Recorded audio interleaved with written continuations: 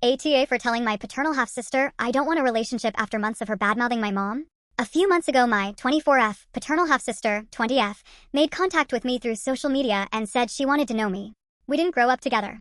My father, who she considers to be her dad, not just a father, died a few months after she was born, and she went into foster care because her mother was an addict.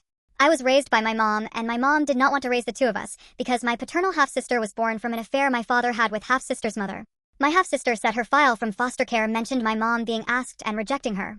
She knew from her file about her mother's addiction and that she was currently serving a life sentence since she was 12. I had only known about her for a few years before she reached out, but she always knew about me and my mom. She always imagined us being sisters while I grew up with little siblings from my mom and dad, who adopted me, and I never really considered reaching out to my paternal half-sister. But I was open to trying when she reached out.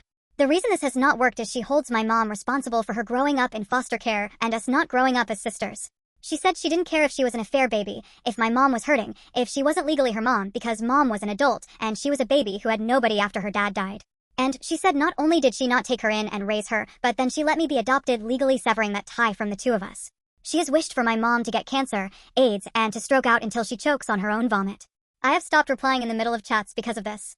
I'm just not feeling any connection, and I actively dislike her after all she said about my mom. Any compassion I have has dwindled because of her way of talking about my mom. The most recent one which made me tell her I didn't want a relationship was her saying she wanted to go and attack her and make her face up to the fact she abandoned a child.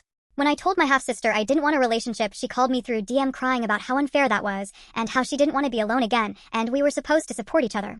I wanted to feel bad for her, but I just couldn't after everything she said. She's basically just a stranger, and I don't love her, so it was hard for me to ignore what she said to be there and help her.